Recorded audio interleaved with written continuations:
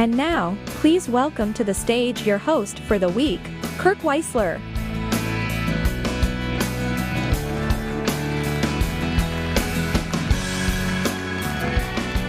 Oh my God. Oh my gosh. Welcome, welcome, welcome. You guys excited? Man, so am I, so am I. So welcome to SupportWorld Live 2024. So excited to be in this beautiful Mile High City. This is my first HGI event in the state of Colorado. How many are you with me? Yeah, first time, right? So exciting. So on behalf of the HGI team, we welcome you, and we're excited to spend this week with you. This is going to be a really fun week. We've got so many great things lined up. So my name is Kirk Weisler. I've been the host of this conference for about a decade now, and I've been a part of this community for 25 years. 25 years, yeah. This is a unique community, and I think one of the things like I was in this thing one time, this guy said, the exercise was, 5 steps that brought you here. What are 5 steps that brought you here today? So you kind of reflect and go, what brought me to this place today with this group of people? And I think I keep going through the first time I came to an HGI thing 25 years ago, I didn't know I was ever coming back. I didn't know that these strange people around me would become my friends, right? But who knew? I mean, it just blows my mind how this thing has impacted my life personally. So there's an amazing lineup this week, 5 invigorating keynotes. I mean, just world-class keynotes. Sessions, they're going to be covering all the stuff we need to know and some of the stuff we didn't know that we need to know, but now we're going to know that we need to know it. So there's going to be unique, engaging content and activities and ways to network with each other. So be sure to make the most of this thing. Just lean in hard, lean in heavy, lean in fast, and because before you know it's going to be Thursday. It's going to be just like that. It's going to be Thursday. With SupportWorld Live's move to Denver, obviously we had to choose a theme, and the theme they chose was Achieving New Heights. Achieving New Heights, and that seems appropriate. So this theme is intended to kind of inspire and empower us to think about how can we achieve new heights in our personal life? How can we achieve new heights in our professional life? How can we achieve new heights with our team? How can we achieve new heights with our application of technology? So I want to encourage you to kind of lean in and look for ways that you can tie that theme and say, how am I going to achieve, say it with me, new heights? Let's try it again. How am I going to achieve new heights? So we want to push on those boundaries and just take this stuff and go do great things with it. Okay, how many of you are brand new to HGI or SupportWorld? This is your first time. Raise your hands really high, like you're proud to be here for the first time. Yeah, okay, yeah. That is fantastic. And I warn you that I was you 25 years ago. I didn't know I was ever coming back. And now I'm like this old dog they can't get rid of, right? So HGI, for those of you that are new, the old timers know this, but those of you that are new, HGI is at its heart a community of professionals that believe in giving back, that believe in mentoring, that believe in helping out, that believe in reaching out, that believe in networking, that believe in inviting you into their world and sharing things. And so this event is the embodiment of that community. So there's you who's here for the first time, and there's people like me that have been here for 25 years, and somewhere in between is a whole bunch of other people. So we had about half the room raise their hand. That means that half these people have been here, done that, and they come back to do more of it. And so that is a really, really cool thing, something we should be excited to be a part of. Don't be afraid to reach out and connect with these people. They will reach out and hug you right back. I promise you that. So HGI puts community at the heart of everything they do. This community is supported by best practice content, right? That's just thoroughly researched. SupportWorld has a newsletter, events, performance improvement, on-site certifications, all kinds of things to help us get better and achieve new heights. So I want to bring to the stage HGI's Service Sales Director, Todd Picciuello. Now, he'll spend a few minutes talking to you about all the ways this community can serve and bless your life. So, Todd, come on up here, bud. Let's give Todd a big hand.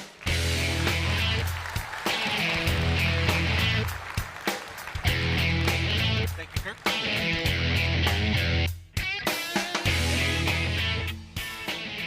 Good afternoon, everyone. Welcome to SupportWorld Live 2024. As Kirk noted, I'm the Services Sales Director for HDI. And I've already had the pleasure today of running into a bunch of folks that I know that are here today, so thank you guys for coming back. And as Kirk noted, for the folks who are attending for the first time, we sincerely appreciate you taking the time out of your busy lives and schedules to come and spend a few days with us and network with your peers and bring best practices back to your organization. So we are here to help you this week, and we are here to help you year-round. And that's really what I wanted to kind of just go over here. I have a few minutes to talk a little bit about what HDI does with our customers and with this community year-round. HDI actually began as a training organization. I'm not going to talk to every single course that's on this list, but essentially we have a curriculum for support and IT service management professionals that goes from frontline analysts all the way up to senior executives. It covers role-based certifications, it covers topic-based certifications, and experiential classes that cover content that we think is valuable and could really drive change in your organization. So I'm going to be at the booth with my team this week for the Expo Hall hours, and if you want any questions on those courses, come back and see me. I really wanted to talk a little bit more about the value of training and certification and what that can do for your employees and your customers. This really, HDI training in particular with the role-based certifications provides a foundational learning of best practices that your employees will take with them throughout their careers. It makes them feel better about their jobs. It makes them feel better about the work they're doing. It makes them feel better about your organizations that are investing in them. And ultimately, they provide a better customer experience to your internal employees, to your external employees, external customers, if that's who you're serving. So a lot of value in investing in your teams, and that's, again, what HDI has been doing, I think, now for over 37 years. So Team Certified is actually really cool. So these companies on this list today, on this slide right now, they have made the investment in their teams, and depending upon what level of certification they've received, either 80% or 100% of the folks working on their service desks have gone through and been certified in an HDI course. So can we give these companies a quick round of applause? And if you are here from any of these companies, thank you very much. We truly appreciate you. I'm sure your employees appreciate the investment that you've made in them as well. So in addition to training, HDI has a broad range of consulting offerings from what we would refer to as a health check, which is like a really introductory analysis of your organization, all the way through to our support center certification, which is a comprehensive audit, think ISO 9000, but specific to service desk, along with the HDI, aligned with the HDI support center standard, which really allows you to prove and validate and recognize world-class support. So again, any questions about any of these consulting products, we will be at our booth all week. And as I mentioned with the HDI Support Center certification, these are the organizations who I believe are here. So before I ask for the applause, folks from MPAC, Vertex, Blue Cross Blue Shield, South Carolina, DTMB, and Unisys, if you're in the room, can you stand up just for a quick second? I think we've got a few, right? We've got a few, right? Right. So this is a tremendous accomplishment. It takes a lot of good work behind the scenes at these organizations to develop mature processes, to train their employees, to deliver the kinds of results that they need to deliver for their business. And they've gone through a comprehensive audit, passed, met the threshold for certification, and I think all of these, in fact, have not only passed once, but multiple times. So another quick round of applause for these guys. And if you have any questions about that support center certification, come see me. And then finally, before I head off the stage and hand this back to Kirk, a new offering within our consulting practice is our AI Readiness Accelerator. And long story short, what we do is help our clients figure out where they are in their journey, how prepared their organization is, to go down the AI and automation path, what some of the use cases might be that they should focus on, what some of the risks might be for their organization that they need to think about. So wherever you are in your AI journey, whether it's we haven't started, we've just started to put together our plan, or we've started to roll it out and running into some bumps, we can absolutely help you kind of navigate those waters and best position your organization and your team for moving down the AI and automation path. So again, any questions on any of this stuff, I will be at our booth all day, all week at the Expo Hall. Come see us. We look forward to meeting with you. And finally, I think I have my 3 teammates here in the room. Tina, Taylor, and Marlena are here. These are they're in the back. These are account managers on my team that work with our training clients and our consulting clients. They would love to meet you. They're super helpful, very friendly, and come by the booth and say hello to us. Otherwise, you guys have a great week, and we'll see you around this week. Thank you. Thanks so much, Todd. Thanks so much. What a lovely human being. All right. So being a part of an activity is sharing your experience with other people. So there's a couple hashtags, a couple things we want you to know, so you have plenty to share. So SupportWorld, hashtag SupportWorld, or @ThinkHGI. So we'd love you to take pictures, share ideas, let people know you're here, let people know what's happening, what you're enjoying about this. And these are the markers that can help get us going. And to kind of, in case you're a little shy on social media, I want to kind of kick it off. I'll be asking some questions throughout some of the sessions to kind of get things going. So can I invite you to answer one question on social media with one of these tags? Are you guys ready for the invitation? Are you ready for the invitation? Okay. All right. So here's the question. The question is, what are you most excited about this week? What are you most excited about this week? Make sure you put one of those handles on there. What are you most excited about? I'll be posting mine. I'd like to read yours.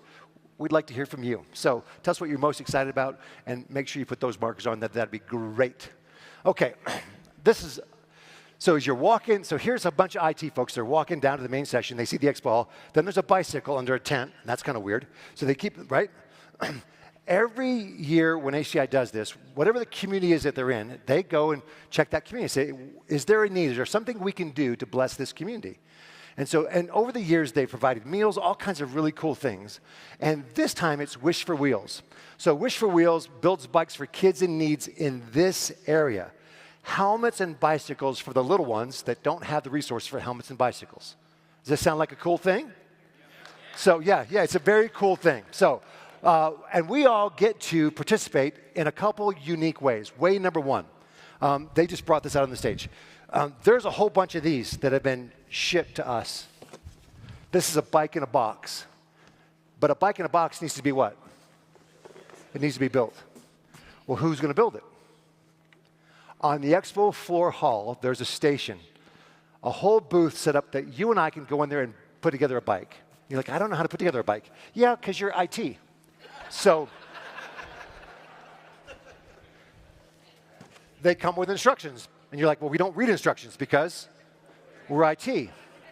We just install it and figure it out. But so whether you want to work for 5 minutes on a bike or whether you want to put together a whole bicycle, you and I can help build bikes for kids. Our goal is to put together 25 bikes. I think, look around the room.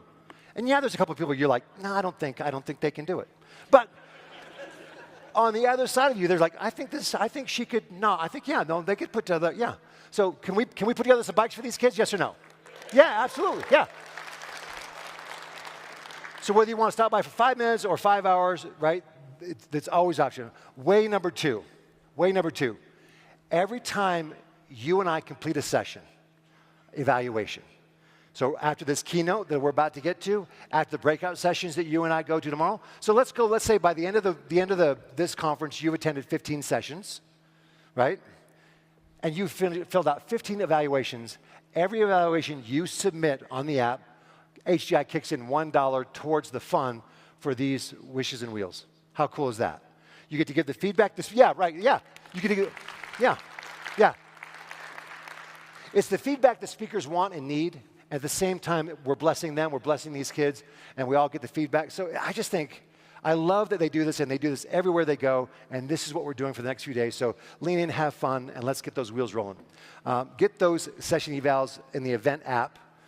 By the way, who does not yet have the event app? Just throw it up there, the shame. I don't want to call you out individually, but there you are in the front row. Okay, so Doug, are you going to help this brother out? You going to help this brother out? Yes. Okay, by the time he walks out of here, okay, I'll be checking for you. I'm looking for you. What's your name? Steve. Doug, If Steve doesn't have the app, it's on you. Okay, great. Now I'm excited to introduce this keynote speaker. So first, I want to begin by asking you a couple questions. Question number one, what is it that you on this earth want most to be remembered for? Two, regardless of your title, your position, how can you lead in a way that invites and inspires people to be their best selves, to bring the very best of what they have, and to realize more of their potential because of your influence? Our next speaker, Manley Feinberg, is going to share with us some of the proven practices that helped him develop multiple IT teams for an organization that we might know as Build-A-Bear Workshop. Anyone? Who's been to Build-A-Bear? We could all get together and do some therapy about that. However, there was a time when Build-A-Bear had 44 retail locations. Under Manley, while he was there, they went from 44 to 425. They went from $55 million a year to over $474 million a year and had a successful IPO on the New York Stock Exchange. Manley's leadership and influence contributed to a culture so powerful that the Fortune 100 best companies to work for in the world, 4 years in a row, Build-A-Bear Workshop on that list. He's been a contributor to HCI's newsletter, SupportWorld. He's been on the HCI advisory board, an HCI committee member. He's a highly rated speaker at this event. He's keynoted here before and done multiple breakout sessions. He has been where you are. He knows us, he loves us, and we love him. His latest book, Reaching Your Next Summit, is going to be available for us today after his keynote. On a personal note, a little bit about Manley. He likes to sleep on the side of mountains. I mean, who doesn't? Even more shocking, his wife has been encouraging him to do this for more than 30 years. I think there's probably something else happening there. And this part moves me. He's got 2 adult kids who still kiss their dad on the cheek in public, in front of their friends.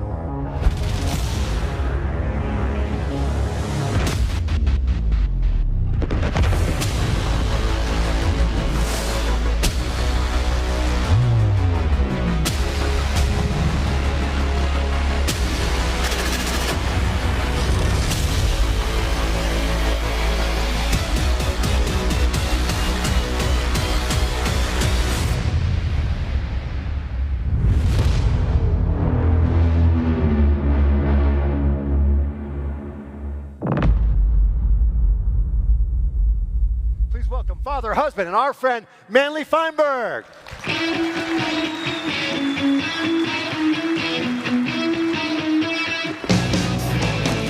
What's up, baby? You are nuts out.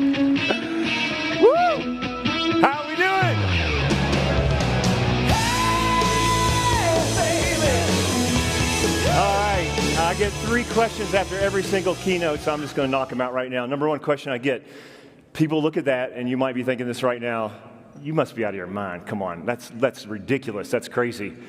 Let's be honest, it is, no doubt. But I need you to know that it's actually safer than driving a car, 10 times safer than driving a car, and that is before text messaging. If you don't believe me, ask my Northwestern Mutual life insurance underwriters. The funny thing is, when I look at what you do, and when I got the call to be a service desk manager from my boss, I said, you're crazy. I'm not going to do that. And then when I got the call to be a global support director, leader, blah, blah, blah, all that stuff, I said, you're crazy. No way. But you all know what I know, that you're not reckless or haphazard with what you do. You're very consistent. You have processes, ITIL, knowledge support, all these DevOps, all these things we do to operate and be excellent service. Likewise, I have safety procedures, and I'm obsessed with safety and making sure I live to tell every single story like the one I'm going to share with you today. Next question I get is the question, well, do you still climb mountains, Manley? And no offense, you're almost as great as Kirk. And you must have given it up by now, right? That's ridiculous. And no, actually the opposite is true. I lived in St. Louis for 20 years when I led Build-A-Bear Workshop and worked that organization. And in 2020, in the middle of the horrible pandemic for me, it almost killed me. Not the virus, but can I just be real with y'all? The weight of it all almost crushed me. If it wasn't for my family, I wouldn't have made it through it. And for a motivational speaker to be curled up in a ball on a couch and depressed and anxious and calling on dear friends of mine, many of who are sitting in the audience today, was not my best moment, but I made it through it. I say that to let you know, number one, I was released to my natural habitat in Colorado in 2020 in July, so I'm climbing more than ever. And I just completed the most difficult climb of my entire life by far in 2022 that I'm going to share with you today. And in 2023, I did the hardest, shorter climb, but I led the 2 sections of climbing the hardest I've ever done in my life and made it through it. But the real truth is I'm mostly climbing mountains that you may be dealing with. I don't know what it is in your life. Maybe it was a pandemic and that suffering and all that we went through. Maybe it's personal life. Maybe you're in a job where you know you need to grow. Maybe AI is freaking you out. Lean in, y'all. If anybody in the world can lead us through the AI revolution, it's the people in this room. Some of you, many of you, no offense, Donald and my buddies sitting up here in front, no offense, but we've been around when the internet came along. And people were freaking out just the same way, like, oh, what are we going to do? And then some people leaned in, and some people got wealthy, right? So we can do that. I know you all can do that. That's what we do in this family. So I don't know what mountain it is you're dealing with. And I don't know, maybe you're like an old friend, like a lot of people in the room here. Maybe you're new. Maybe you're like, this is cool, Build-A-Bear climbing, that's different. Some of you are like, Build-A-Bear climbing, who hired this guy? He didn't know what I'm dealing with. I don't care what service desk he was back in the day or what class he led or whatever board he sat on. He don't know what I'm dealing with. I don't know which side of the coin you sit on, but I want to illustrate something that might be helpful as you try to please people in your organization.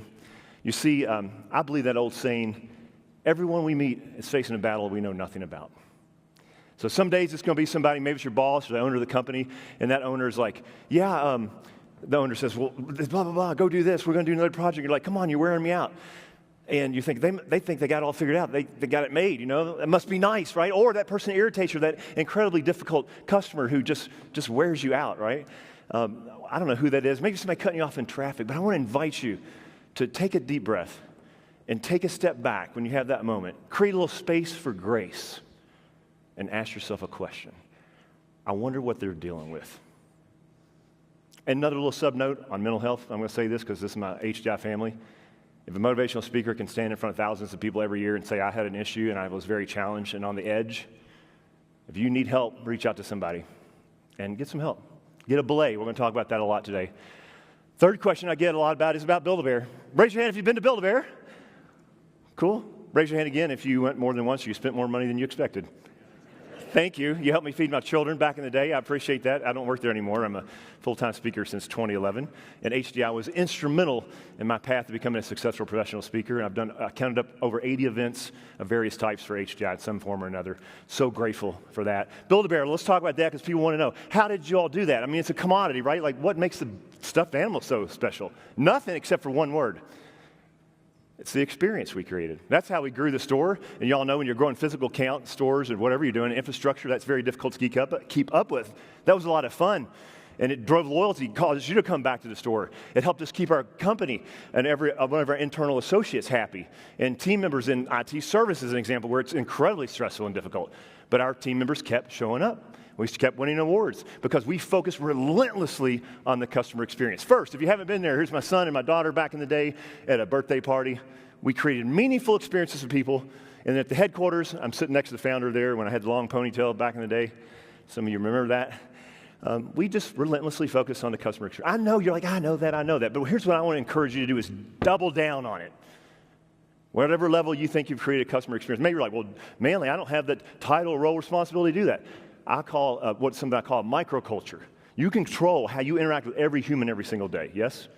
So you create the microculture. Even if your boss doesn't want to do it, even if your team doesn't want to do it, even if your IT department doesn't do it, or even if your company's culture is not what you want, you can create a microculture with every person you touch every single day.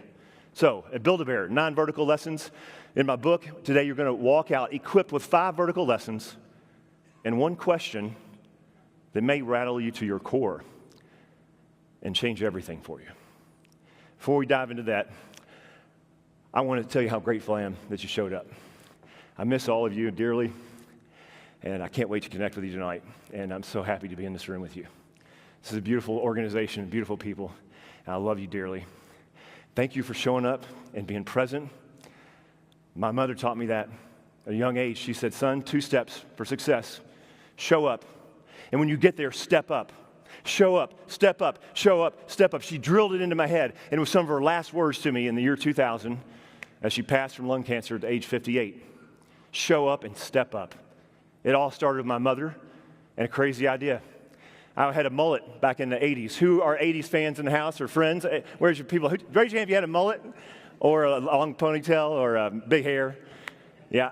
How about this? I was inspired by the late, great Eddie Van Halen to pick up the electric guitar as a teenager. Do we have any Eddie Van Halen fans in the house? All right. We're going to have fun tonight. And then one night I was sitting on the couch with my mother, and we were watching a documentary about Woodstock, and there was a gentleman playing the national anthem. Who were we watching? Jimi Hendrix, that's right. Do we have any Jimi Hendrix fans in the house? Yes. It hit me right there. I thought, what if I played the national anthem at my basketball games? You see, little Bardstown, Kentucky, bourbon capital of the world. Do we have any bourbon fans in the house? There we go. Bourbon, Jimmy, Eddie, go together, right? I went to the basketball coach before I could talk myself out of it. Coach Hart said, you can't, what? Play the national anthem on your guitar? He said, go talk to Sister Margaret. So his principal says, hey, you got to come to school board. She said, you need to know something. Mr. Curtis Ice will make the final decision, and I don't think he's going to like it. Why don't you bring your guitar down to the gymnasium on Wednesday night? After the regular school board meeting, we'll come in. You're going to audition. We'll give you a yes or no. Probably going to be no. So, all right. So I come in there. I'm all nervous. Do you remember the old gymnasium sock and nasty sweat and varnish smell? That's how my gym smelled. I remember stepping up in this court, and I was all shaking and nervous, and school board sitting right there, Curtis Ice, big, gruff, 6'6" gentleman, says, go on, Manley, play it. He was thrilled. So I played it note for note, and I got to the very last note, and I tried to express myself a little bit. I put a little vibrato on the note. He says, stop! I literally jumped back. He huddled up with his school board.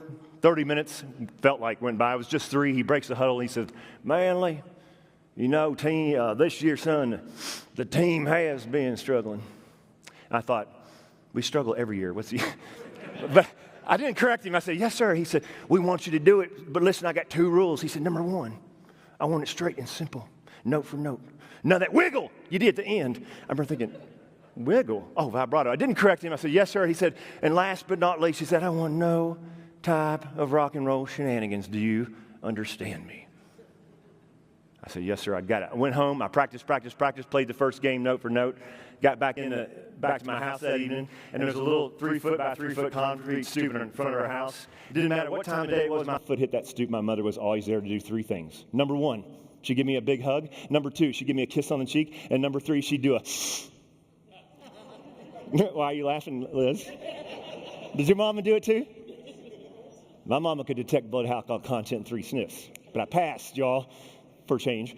So just being honest, y'all know me, I'm painfully transparent. So here we go. Mom puts me on that couch. You see, every great leader, regardless of your title, has a safe space they create to have important conversations. She sat me down. She said, son, how'd it go? I said, it was fine, Mom.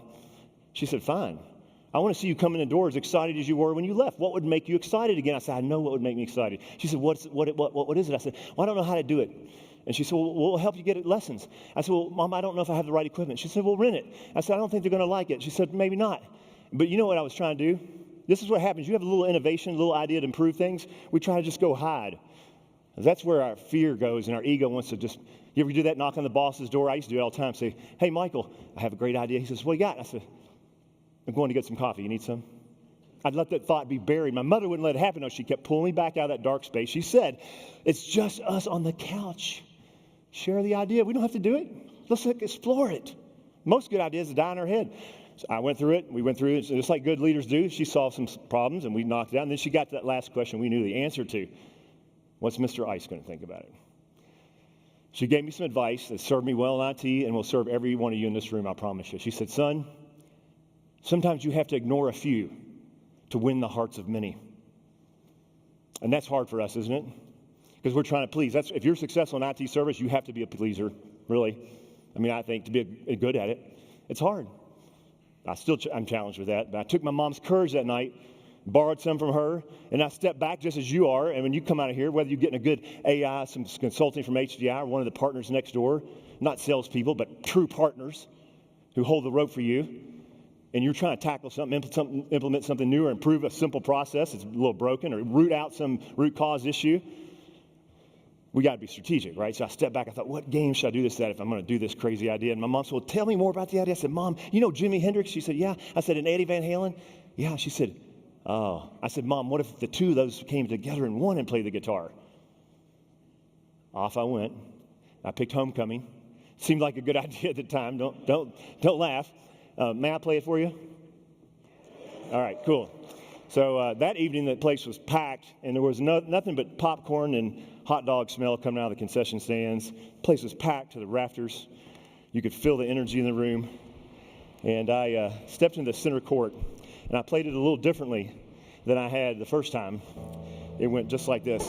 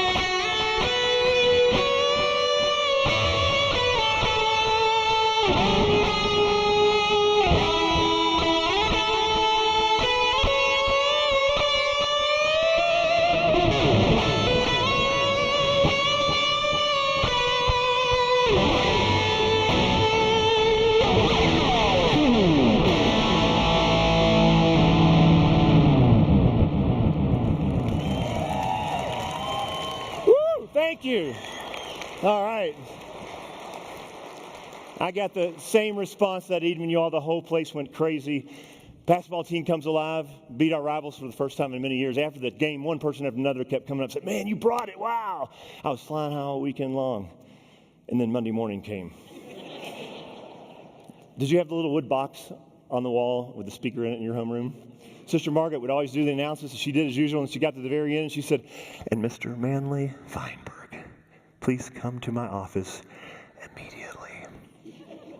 The immediately is what really got me. I remember standing up, all my buddies said, you're so cool now, Mr. National Anthem. Get in there. I was like, oh. So I get in this little concrete building room, and she runs around her little desk. She goes to sit down, and she stands up. She says, you will never, ever, ever play guitar in this school again. They slammed me, but it was worth the lesson. 25 years later, our starting point guard, Brad, posted on Facebook. Do you all remember when Manley played the national anthem at our homecoming game? And then all these people started posting, oh my gosh, yes, yes. And then one of my friends posted, he said, I don't know about you all, that inspired me to step up again and again in my life. I had no idea anybody even remembered. It was a stunt for all I knew. By the way, a little innovation tip for you. I didn't reinvent anything. Eddie and Jimmy, the innovators, I just took two ideas and collided them, right? You can do that. So all that aftermath, what I realized, number one, is that vertical lesson, first one for you today, is that courage is contagious. And if people are watching, and how you show up does matter. You don't know it all the time, right? When you're helping that person out and they're stressed out and trying to get their job done, but you're tired of it and you're another issue, and you're like, one more call, the queue's blowing up. You're saving people. You really are. Remember that, and that your courage to show up in those moments and how you show up does matter. But there's a tactical lesson here that my mother taught me. And she taught me that when a little idea pops up in your head, don't let your resistance bury your boldness and your brilliance. Because that's what fear does. Go share the idea with just one person. She taught me that one conversation at a time, one courageous effort at a time, and one courageous step onto the unknown is how we reach our next summit. On that foundation of courage, my mother helped me build. I started climbing in college.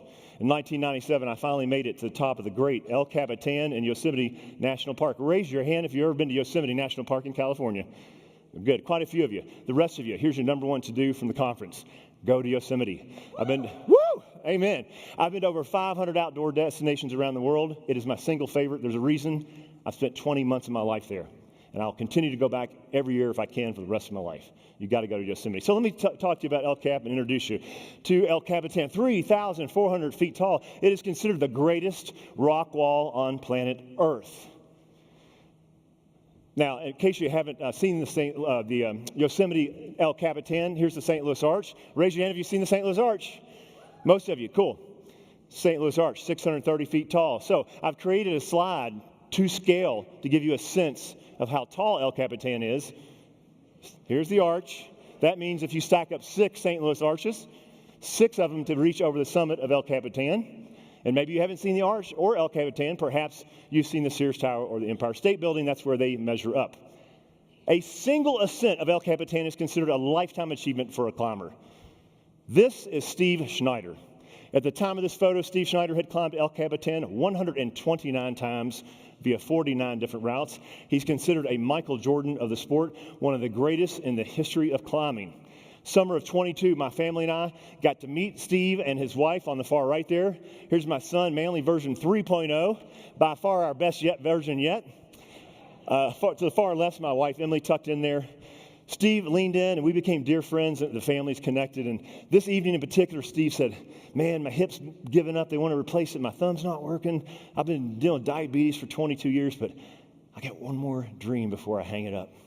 We all leaned in. I said, what is it? He said, I want to be the second person in the history of the world to climb El Capitan more than 100 times via 50 different routes. My son leaned in. He said, Steve, I'm just still dreaming of my first El Cap climb. Later that night, Steve pulled me aside. He said, I want you to be my partner. He said, you're going to have to lead all the pitches, though. Now, someone's got to take the rope, just like in your job. Somebody got to step up in the unknown and get it done. Leading, that's what we call that. Leading a pitch is a section. I said, Steve, I don't know, man. The route you picked is one of the hardest on the wall. He said, man, I'll call in somebody. I got some big hitters to answer the call. And I said, I got an idea. I said, what about my son? When I was in 2008, some of you have heard this story, my buddy Rich, I rescued us off of El Cap, and he'd heard that story. And Manley 3 was in the valley watching with his telescope. And he looked up at me when I got down. He said, Dad, I want to be up there with you one day. I said, Manley has been dreaming of El Cap. He said, all right, I love that kid. Let's do it. He said, how many pitches of big wall climbing where you live on the wall for days has Manley led? I said, not any yet. But he's a go-getter. He said, oh, no, I can see that. That's why I want him on the team. I said, he'll be ready. He said, good. So that night I go back to the family. I said, check this out. Steve wants me and you, Manley 3, to be the partner for his historic ascent. And my son says, are you sure? I said, you think you're ready? He said, I'm ready, Dad, but one thing. He said, I'll carry extra gear, whatever is needed, but I just don't want to lead any pitches. So what do you say when a team member in your person in your life doesn't see it in themselves yet, right? You pour into him, right? And I said, don't worry about that right now. We'll get to that later. So Steve and I pour into him all summer long until the fall, October had rolled around. Next thing you know, we're up in Yosemite, and then we're trying to figure out, okay, how are we going to get up the wall? We got to pick a route. Y'all know this. There's all this chaos in your world. We got to pick a route. We got to pick a single mountain to get some momentum on and then find our way up it, right? So this is vertical lesson number 2. Declare your current climb. A few of you may have heard this before. It's in every one of my speeches. What does this mean and what does it not mean? I'm telling you, this single insight will help you quiet down the chaos a little bit and get some momentum and focus. What this means and what it does not mean. Number 1, it means, think of it as a declaration of momentum. To say, of all the projects the organization wants me to do, all the things I know need to be done, this is the one I'm going to put my stake in and move forward every single day. And that will build momentum in other parts of your life. It's the most tactical chapter in my book. You can get that chapter for free, by the way, on my website. But if you build that momentum daily, you'll be surprised, even 5, 10, 20 minutes, another email, another conversation, studying for that exam a little bit, whatever that is, move it forward, and then your momentum will bleed into all the other projects in your life. So always have a current climb declared. Keep it visible in your life. Once we declared the current climb, then we had to figure out, like you do, well, what tools do we need to get the job done? So we had to figure out, okay, how are we going to get 550 pounds of equipment, 8 bags, all the food, water, and toilet paper we need to live on the wall for, we think, 8 days and 7 nights. We sort that out. I'll explain the toilet paper later, by the way. Well, maybe now I brought it up, we better just talk about it right now. Anybody want to know where the bathroom is? Okay, real quick. Guys, if you want to hear the real dirty details later, I'll tell you, but here's the basics. We have a Ziploc. It's heavy duty, fortunately. Chemical in it. It's supposed to neutralize the smell. It doesn't. We go in that little bag with the person sitting right next to you. Pretty uncomfortable. Then you put it in another bag and you make it fit into a little tube that's like a dry bag if you're going canoeing. And then you drag it up the mountain. And you drag it all the way down the mountain. And then you throw it away. And you think you have baggage. we get to the base of the wall, and it's time. We're on the southeast face, the right side of El Cap, which, by the way, is not vertical. It's leaning over, so it feels like it's falling on top of it. It's incredibly intimidating. So my son looks up at it. He looks back at me. He said, "Are you sure I'm ready for my first ever big wall age lead climb on El Capitan up this steep roof?" I said, "You got it. Steve and I believe in you. We know you can do it. Go." He said, they asked me a question. This is the most important question we asked when we're climbing. He said, "Dad, do you have me on belay?" On belay. This is vertical lesson number 3 for you. This is my most core lesson, and I think it's the essential lesson for everybody in this room and what you do in serving other people. What does get on belay mean? Get on belay means to make a meaningful, intentional outbound connection. This is not responding to the queue, responding to the text, voicemail, email, Slack, and all the other channels we have driving us nuts. This is outbound, meaningful, intentional connection. So, getting on belay. How to be a good belayer, B-E-L-A-Y. To be a good belayer, we need to do 4 things. Number 1, you need to be present, phone down, dinner table, meeting, wherever that is, giving that person your undivided heart and attention. Number 2, and encouraging them, of course. Number 2, we need to make sure we don't give them too much rope or too much slack. You see, if we give the climber too much slack, we expect the climber to fall. So when the climber falls, how far are they going to go? In your world, this is putting off those difficult conversations, right? Courageous conversations. We know we need to have them. By the way, this is, and those of you who really know me, one of my serious weaknesses in my leadership at Build-A-Bear was putting off those conversations because I want everybody to like me. And it's just a pitfall. But you put off that difficult conversation, you don't serve that person. You serve yourself and your own fear. Number 3, we need to make sure we don't hold the rope too tight. Hold the rope too tight, the climber can't move. Micromanaging, as we know it in our world, right? You hover over somebody, hold the rope too tight, nobody can grow. And number 4, most critical of all, we need to know without a shadow of a doubt, if we're going to step up into the unknown and lead our lives courageously, we need to know that when we fall, somebody's going to lock the rope off so that we can get back on the wall and get climbing again as quickly as possible. So, I want to make sure you know exactly how to use this and you're crystal clear how you're going to put this into action, not when you walk out of here, but right now in this room. We're going to do a quick exercise. So here's the first question I want you to ask and write on the back of the postcard in the middle of the table on your seat. Grab the postcard and write the question down. Who do I need on belay today?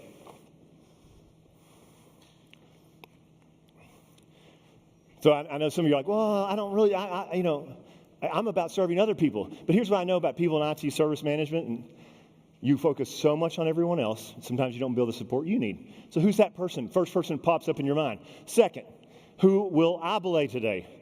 Who's the first person that pops up in your mind? Maybe you don't know why. Just trust the information. Or maybe you know why they popped up. Yeah, I know they're struggling with something. Okay? Third step is to actually get on belay. What does that mean? Make a meaningful, intentional outbound connection. So we're going to do that right now. I'm going to show you how. So I get a lot of questions. People say, okay, Manley, this number 1 person, it was a boss or somebody like that, or maybe it's a competitor or something like that. What do I do for a mentor, somebody who supported me so much? What I want you to do is just let them know. Acknowledge them. That's a great way to do it. So I'm going to quickly acknowledge some people. I have there's such an amazing big crew behind this. Normally I name every single person, but there's so many people, we'd be here for another hour. But I'm going to quickly acknowledge a few people in particular. Tara, first of all, and Cindy. That's spelled wrong. Cindee. I screwed that up. I'm human. Sorry about that. Miss Cindy, I hope you forgive me. And my entire HCI family, so many of you in this room, Rayanne, Randy, Roy, so many people who helped me and shepherded me and taught me so much about how to be a better speaker and facilitator along the way. And then as well, I've got some friends in the room. Kirk, of course, and I have brothers, same heart. So I just want to get my hair a little more gray. I think it'd be a lot better looking. I got my dear friend and a financial advisor flew all the way in from Kentucky to see me. And I have 2 of my very best friends in the world who are also amazing speakers, Brad Montgomery. Some of you may remember John Cilio from 2017. He is the guy for cybersecurity. If you want to bring somebody in to work with your organization, Brad's amazing at encouragement and helping people step up. And then the AV team, there's so many of them back there. That's why I got 2 AVs. And then the banquet team, all these thankless teams like you all behind the scenes. Can we give these people a round of applause for all they're doing? Yes. All right. And then also, I do want to thank there's a clear hero in this story you're going to find out, and it is my son. So I'd be a fool if I didn't tell you about my daughter Lizzie and my wife Emily. If it wasn't for these 2 women and my son Manley, I would not have survived the pandemic. No joke. So I just want to acknowledge them. So we're going to do a quick exercise. Is I want you to get on belay right now. I want you to pick one of those two people that you wrote down on the postcard. Grab your phone. There's only 2 rules because this is risky. I'm asking you to grab your cell phone now and one time later in the program. So I might not get you back. So here's the only 2 rules. You promise as soon as you send the text, you're going to put it back down. The other rule is that you only text exactly what I put on the screen. You're like, okay, what is it? Is it like, what are you wearing? I can't text that to my boss. No, it's family friendly. Here it is. Belay on. By the way, this phrase and how this went about was an attendee at one of my pre-conferences at HDI years ago helped me develop this. Text this right now to one of those 2 people. Belay on. I'll explain later. You got 30 seconds. Go.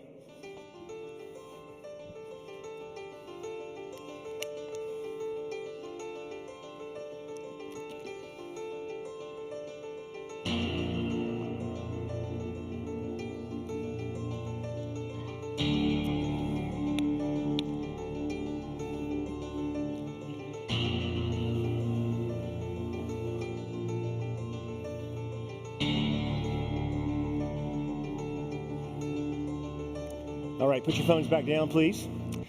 We get on the wall. Manley leads that pitch, by the way, with a great efficiency. It wasn't the fastest, but he was safe. We get 4 pitches knocked out. Steve joins the team. We get on the wall. We commit to the wall. Steve takes off, and he says, man, I've been working on rehabbing my hip. Let me give it a go. I want to contribute. So he takes the lead. My son, Manley 3, gets on belay. Steve gets out 120 feet, and all of a sudden, ding, takes a 30-foot fall, slams his bad hip against the wall. He lets some Kentucky English fly and got very frustrated with himself. And he caught himself like we do sometimes when we're having a rough day. He says, takes a deep breath, and he looks back at my son. He said, Manley 3, thank you for having me on belay. You saved me, brother. My son says, I got you, Steve. Go. And Steve sprung back into action like lightning hit him, climbs back up the rope, and gets moving fast for a 63-year-old. No offense, 63-year-old people in the room. But Steve did something that I call master of the art of the restart. This is vertical lesson number 4. This is the tactical. If declare the current climb is the strategic secret to building momentum in your projects, in your service, in your life, then mastering the art of the restart is the tactical secret.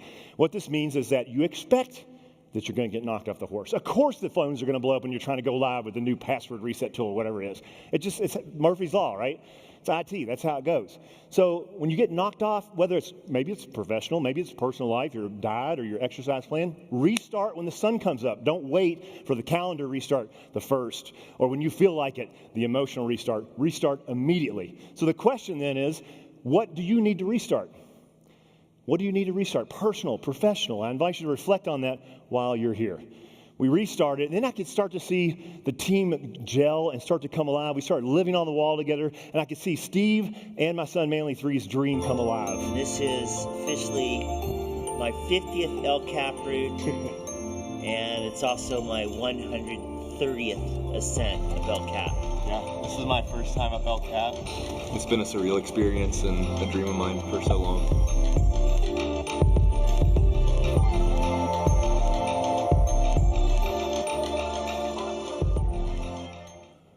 Day 4, my son leads this incredibly steep, overhanging, and intimidating pitch. The anchor's up there, 120 feet to our left and 50 feet back. I lower Steve out. He ascends the rope. And then Steve takes on pitch 7, which is the crux. It was supposed to be me leading it. And he said, I'm going to take this one. I said, good. It had been terrifying me, keeping me up at night. He dances up it like a pro who'd been doing it for 40 years could only do. And then next thing you know, we arrive at this most beautiful spot on the wall. We're halfway up the wall, and we set up our camp. My son and I sleeping on a 2-person portaledge. Also serves as the porta potty. And by the way, those 2 bags, the yellow and orange, are the doo-doo bags, in case you're wondering. It's a nasty business, y'all. It's nasty. Not fun. It's a grind like what you do a lot of days, but at least you're not crapping in a bag. So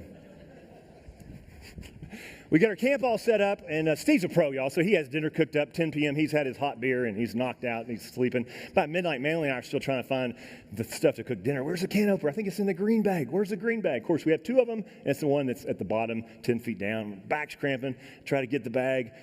Oh, finally, about midnight, we're ready to cook dinner. And my son and I are on the left of the wall, if you're looking up at it. And then Steve is on a little portaledge over here, a single-person portaledge. And my head is facing Steve, and we hear this grunt and this groan, and I look back.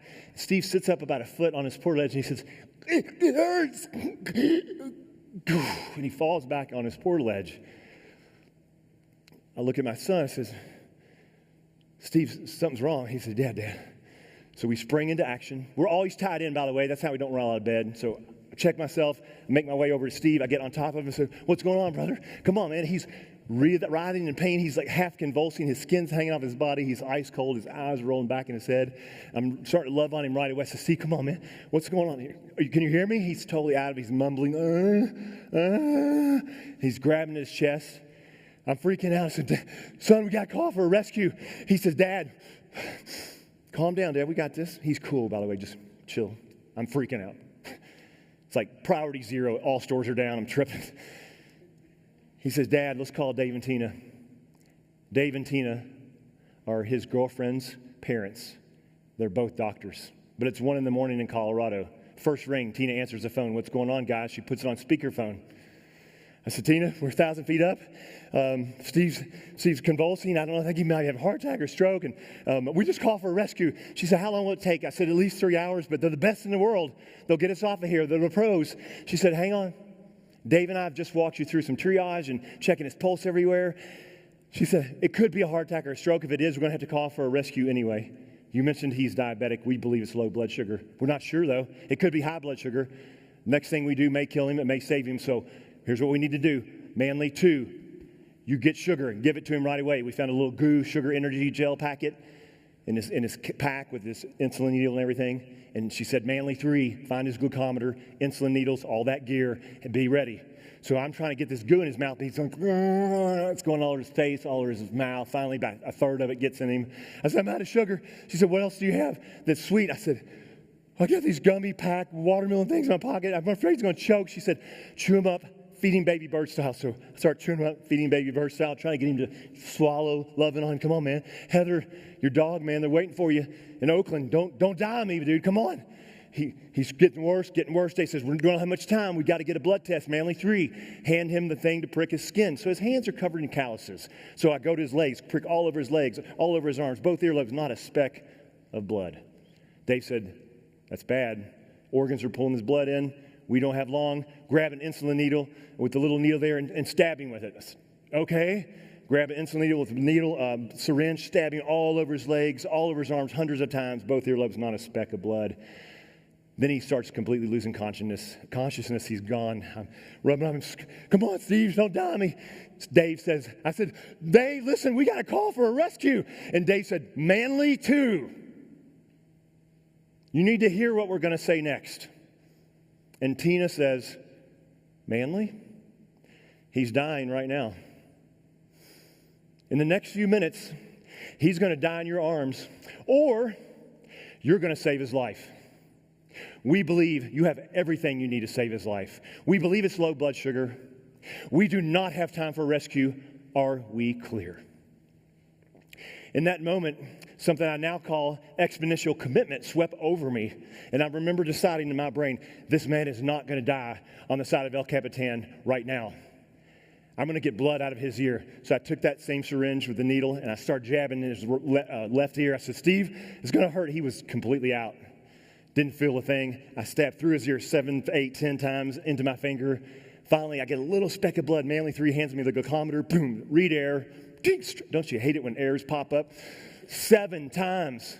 We finally got a good reading. Finally, we're nursing him back. We get some Pedialyte slowly, little drop by drop. I'm rubbing his throat, getting him to drink drop by drop. That Pedialyte saved him, get his blood sugar back up. Next thing you know, we made it through the hellish night. Sun rises the next morning. Steve says, bro, what the happened last night? I feel like I got run over by a truck. I said, dude, your blood sugar was low, and I was baby bird feeding. He said, you're baby bird feeding me? I said, brother, when I got on the portal ledge, you were butt naked from the waist down. You had a T-shirt on. You were freezing cold. He said, what? He said, you all saved my life. I said, we didn't save your life. The doctors did. He said, you all saved my life. I said, look, dude, Manley and I have been up all night. We've got a plan. Just like I rescued Rich off of El Cap. It's not easy to get down from here, but we're going to get you down from here. We're going to come back when you're ready, and we'll try this another day, brother. He said, go down? What? He said, we're not going down. We're going to the freaking summit. He said, you all keep climbing today, fix another pitch, take the rope higher, come back here. We'll spend another night. I'm going to rest tomorrow. I'm back on. So now we have something I call exponential team commitment. You see, here's what I learned, y'all. If you pause that story and you, right before Dave and Tina had the come to Jesus or whatever you believe in message with me, and you'd ask me, are you 100% committed to saving this man's life? I would have said, absolutely. But the truth is I was not 100% committed. I was 99% in because 1% of me didn't believe I could do it. Wasn't willing to face the work and the possibility he would die in my arms. I wanted somebody to bail me out. But what I learned is that the difference between 99% commitment and 100% commitment is not 1%. It's exponential. You know that feeling in life when you say, I'm all in. This is not happening on my watch. I'm here. I'm going to do whatever it takes to make this happen. I'm exponentially committed. When you commit at that level and your team's committed at that level, it changes everything. Steve took rest that day. Got some momentum going up the wall. I want to ask you this question. I'm going to ask you again at the end to contemplate this. What do you need to exponentially commit to? Maybe something you were once committed to, a relationship at home or at work or your work itself, something in your life. You know what it is, or if you don't, I invite you to face that question and contemplate while you have some time away from the chaos at home while you're here. Day 5, 6, and 7 went on in a breeze and a blaze and kind of a dreamy state. We're completely exhausted, but we keep moving up the wall. And Manley and I continue to lead. Steve kept leading a few pitches as well. My son took most of the leading, making our way up the wall. Every day the wall felt like it grew longer and longer. The nights seemed to grow shorter. Finally, we make it to a point on the wall where we're pretty close. We're 2 sections from the top of the wall, about 300 feet from the very top. And I think maybe we can just reach the summit. If I push through the night, I'll get us to the top because we're running low on food and water. So I tried to take that lead in the dark, and I made it up about 100 feet, and then pushed and pushed. Finally, a couple more photos for you as we're approaching there. Son's working his tail off. Here's the nightfall moment when I take off on the lead. But I made a safety call. I got up about 100 feet. I said, it's too dangerous. If I fall here, I might hurt myself. We spent one more night on the wall. That next morning, day 9, absolute chaos. You know how it is when you're like, you're almost done with the project or that season in your life, and everything, just simple things become extremely complicated. Finally, we make it to this point on the wall. The only good ledge on the wall about is like this big, and we all arrived together, and it happened to be Steve's turn to lead. I said, Steve, take the lead, brother. Take us to the top. And he said, no, I'm not taking the lead. He said, Manley 3. You get on lead, I'm going to belay you. And my son and I tried to talk him out of it. I said, dude, this is your historic, you're going to make history right here, brother. This is yours. You've been climbing El Cap since 1978. This is you, dude. We're not taking the lead from you. And he said, no way. He said, your son, he said, Manley 3, listen, you're about to lead the 8th pitch of 17 pitches, and you didn't want to lead any? Your dad led 5, I led 4. He said, Manley 3, get on lead. Take us to the summit. I've got you on belay. We watched him climb out of sight, trying to listen to hear some hint that he'd made it to the summit. And finally, the sun's burning on our face. Just a beautiful, perfect day. And we finally hear Manley 3. Woo, yeah! Oh, the joy. I sent Steve up next with our last bit of food and water. And then I laid there for a moment in this surreal experience of imagining what it was going to be like to hug Steve. But more than anything, I couldn't wait to get up there at the summit to hug my son. I wanted to feel who he'd become through that experience. For the first time ever, I happened to hire a video crew to film some of the upper part of the climb, and they captured our summit moment. So I'm going to invite you to immerse yourself in what it feels like to summit El Capitan after 9 days, 8 nights, and saving one of the greatest climbers in the history of the world's life. Enjoy this with me. Every mountain we're climbing, battle we're fighting, still we keep rising. Yeah, yeah, so now we up so high, could kiss the sky. Got the world at our feet, the world at our feet. Yeah, I'm on the summit, baby. You can't do Yeah. The world that I feel, no, we ain't gonna quit, we ain't gonna stop. Don't give a love the view from the top. Yeah, we up so high, could kiss the sky. Got the world at our feet, the world at our feet, yeah. Every mountain we're climbing, battle we're fighting, still we keep rising. Yeah, yeah, so now we up so high, could kiss the sky. Got the world at our feet, the world at our feet. Yeah, we up so high, you can't deny. Got the world at our feet, the world at our feet. No, we ain't gonna quit, we ain't gonna stop. Don't give a love the view from the top. Yeah, we up so high, could kiss the sky. Got the world at our feet, yeah. Ooh, we were meant to be high, ain't no way to contain us. So some of you are familiar with my signature lesson from my signature book, Celebrate the Summits. We did, of course, celebrate the summit, but what I want to shine a light on is what I saw Steve do on that little ledge. You see, Steve is a climbing bum, let's be real. He's never been to a moment and never even had a real job for that matter, no leadership training, but that was one of the greatest leadership moments I've ever witnessed in my entire life. Isn't that what it's really about? Finding somebody on the team who doesn't believe in it, doesn't believe in themselves, and finding something inside of them and shining the light on it till it's so bright they can't ignore it. So, vertical lesson number 5 is put others on the summit first.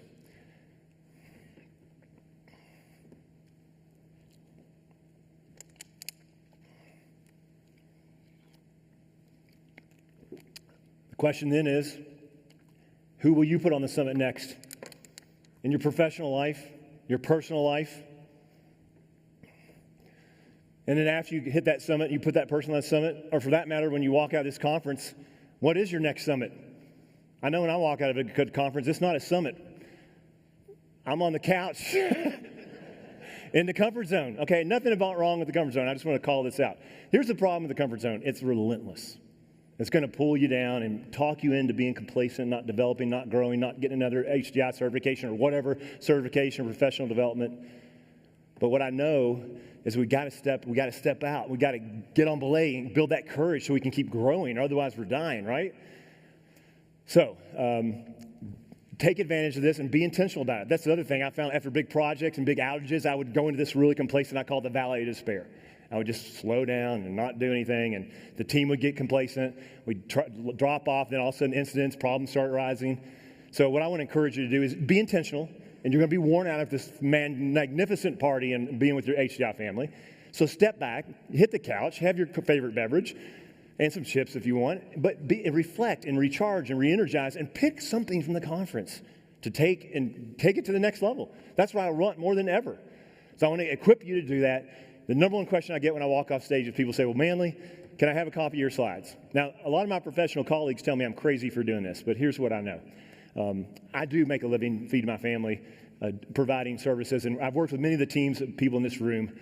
So I trust that if you think there's an opportunity for me to speak to your organization or work directly with your team, you'll call me. What I also know is that every one of you might have opportunities, just a one-on-one.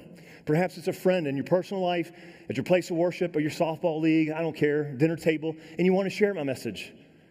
And I want to equip you to do that. So I'm going to give you the slides, PDF. I'm going to give you my signature keynote slides, PDF, part of my book as well, an ebook, 2 other IT service sessions with slides that I did on customer experience. So 9 different things to equip you. So I want to ask for some feedback, and I'm still into constant service improvement like I hope you are. So I'm going to ask you to give me a little bit of what worked and what you really resonate with. And most importantly, I want you to get accountable with me digitally and to fill out. I'm going to tee this up digitally, get you all set up with the tool real quick, give you a QR code. And then the last thing it's going to ask you is which vertical lesson resonated most with you. I want to invite you to type it in and then write it on the back of the postcard. And when you get back to work, put the postcard where you can see it. We all know we've been to great trainings. I don't care. I mean, you've got the best IT service management trainers in the world in this room and doing pre-conferences and breakouts, right? But if you don't go back and do something with it, it doesn't do anything, right? So don't let it sit on the shelf and collect dust. Put the postcard up. Pick some things from the people you shared next to you on the table at lunch. It doesn't have to be the keynote or the breakout or these seasoned legends that taught you all these great things about RT service management. Pick something and do something with it so that when our paths cross again, you can say, Manley, life's a little better than when I met you in Denver. Right? That's what I want. That's what all of us want, everybody at this conference who's given their heart and content to your world. So I'll cue this up real quick, and then I want you to pause because I'm going to put up a slide with the lessons as well, and I also have the QR code on that. But grab the QR code and type in the word vertical, and then I'll put up the lessons, and I'll give you put a little music to jam to for a minute while you're reflecting and picking something, one lesson that you're going to take back to the team and do something with when you walk out of here. All right, so QR code again here. Here's the lessons as well. Maybe it's that question that hits you. You can type that in, whatever it hits you. And maybe it's something else that wasn't a lesson. I want to hear what resonated with you. Thanks for helping me improve what I do. So you've got 2 minutes. Go. And then I've got to close, so don't leave. The close is something you'll never forget, I promise you.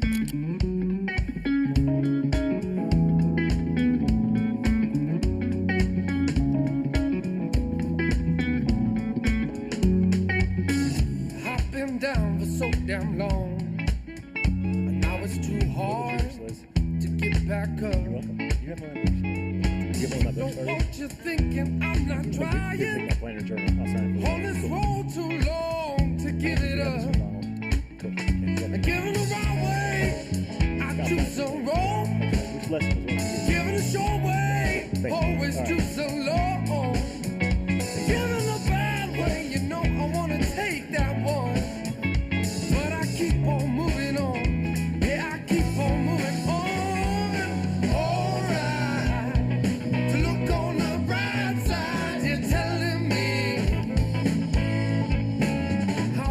If you're not engaged in the feedback loop, let me hear what was the vertical lesson for you, sir?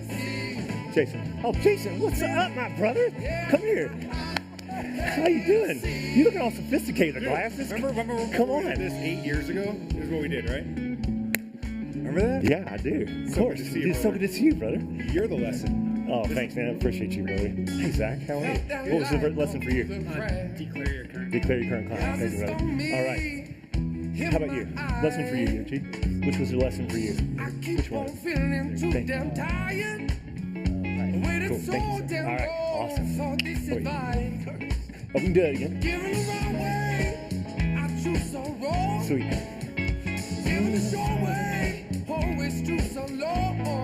All righty.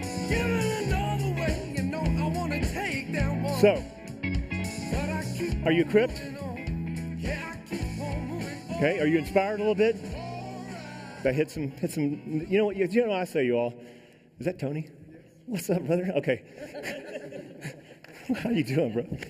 So good to be with you. Right on. So, see, here's what I know, y'all. If information's all we needed, YouTube and Google and the knowledge base would already fix all of us. We need that inspirational switch to be flipped, and that's an important piece of connecting with the people you serve, right? So I want to wrap it up. One more story for you. You're not going to believe this, but we summited at 3 p.m. on a Thursday, and then 3 p.m. on that following Friday. The next day, I was to be on stage in front of 1,000 people in L.A. We got off at midnight. By the way, we get down 400 feet of rappelling, treacherous gullies, all this weight we're dragging, and Steve's hips bothering him, of course. We get to the truck and the cars at midnight, 2 a.m. We sorted out the gear, and then my son says, Dad, you're the one that says driving's the most dangerous part. I can't drive, I'm wasted. He said, how are we going to pull this off? I said, we'll get us to a hotel, we'll get a couple hours of sleep. And then he said, that's all I need, Dad. He said, what time do you need to be on the curb? I said, 1:30. He said, I got you. Let's go. So we get down to L.A., 1:30. I step out of the car. I'm haggard. I'm showered, not shaven, though. And I put my shirt on, and the audience a couple of 7 audience members say, you're a keynote speaker. I was like, yeah. They go, can we get a photo? I'm like, yeah. I was haggard. So I get on stage, I do the belay, I do the acknowledgement. You know, I was in California. I had to tell them a little bit about it, right? And then I got to the moment where I acknowledged people as I did here, and I brought my son up on stage. And it was a pretty amazing moment. And I'll tell you what I'm going to do. Instead of retelling you the story, I'm just going to relive it with you right now. Manley 3, I need you on belay, brother.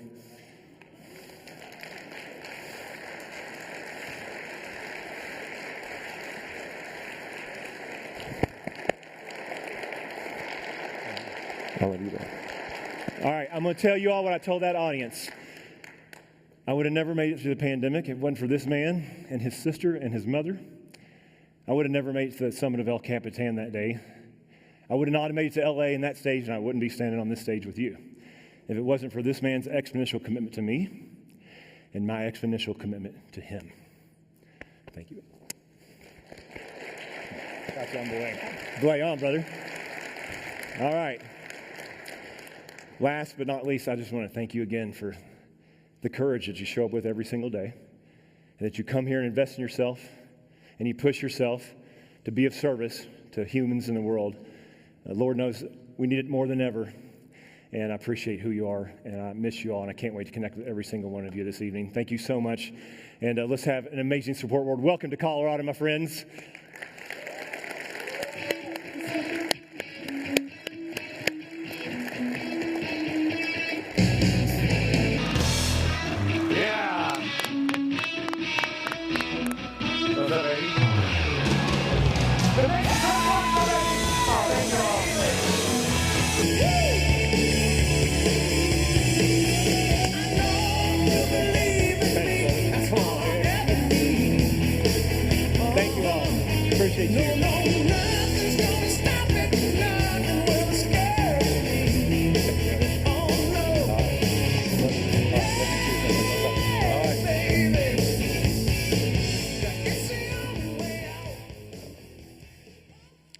I've been carrying this for 7 years because of a story he didn't tell today and how it changed the way I show up in my family. Wasn't that just brilliant? Wasn't that just brilliant? Yeah. So, Manley's book, Reaching Your Next Summit, is available at the bookstore, and he'll be out there to sign it. I think his team is going to do some cleanup here because there's a lot to clean up. So they'll belay that. So he'll be out there. He's going to be at our party tonight. Hey, listen, tomorrow morning, this is going to be so fun. We got a fantastic lineup tomorrow, kicking things off, 8:30 a.m., right in this room. Do not be 1 minute late. We're going to have the Lifetime Achievement Awards ceremony, which is going to be really cool. Then we've got our diamond sponsor, Halo, as well as our featured keynote speaker. Does anybody know this guy? How to host a Viking funeral? I mean, there's just so much that we got to unpack. It's going to be weird. It's going to be wonderful. Kai Shield. So for tonight, be sure to join us in the welcome reception, which is right next door. We'll be serving up yummy food, drinks, everything happens there. Make sure you have your name tag. There's lots of engaging content. There's passport to prizes. So here's, for you new people, what you need to do. When you go in the expo hall, you're going to want to grab some food, but not yet. You want to go to the HGI booth and get something called the passport to prizes. The old timers know what it is. You new people need to know what it is. This passport to prizes. So when you start visiting those vendors and thanking them for being there, they're going to stamp this thing.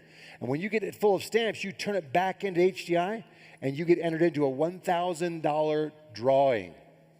A $1,000 drawing. All right?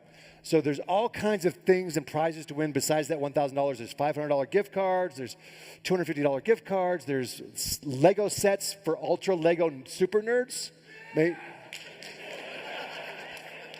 Guy who didn't win last year came back. So be sure. So you have a chance to win. So there's so many ways to win. So get that passport to prizes. We'll be announcing. So there's two drawings. There's one on Wednesday and one on Thursday. For both drawings, you must be present to win. Don't be trying to throw that thing in there and go home early. That ain't gonna fly here. We'll laugh if we call your name and you won and you're not there. We'll laugh while we throw that away. Okay, so Thursday, we've got another keynote speaker, one of the finalists for the American Ninja competition, also one of the American Ninja hosts. I mean, this is such a freaking cool week. He's a dynamic speaker, lots of things happening this week. So there's also something for you new people you need to know about that they do every year. Inside of the expo hall, there's these, what they call their spotlight theater. So this is where there's a solution spotlight where one of these great support vendors, they're doing a kind of a TED Talk about here's some really cool things that we've created, solutions that we're bringing to you, your industry. So when you set in these solution spotlights for this little mini TED Talk of a really powerful blowout, you also get to enter into more. You can win $100 just for sitting there and getting smarter and richer at the same time. So and this happens every time the expo hall is open. They are having a solution spotlight or one or two. So don't miss those tonight. There's just so many things for you guys. Okay. after hours.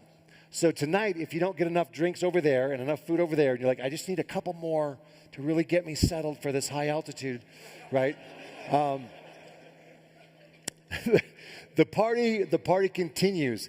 Just as you head out the conference front door and go to the right, that's the Hyatt House. At the Hyatt House, there's going to be an after-conference party. And if you show up with your name tag there, flash your name tag, they're going to give you some $1 off of every drink that you think you want to handle. Okay.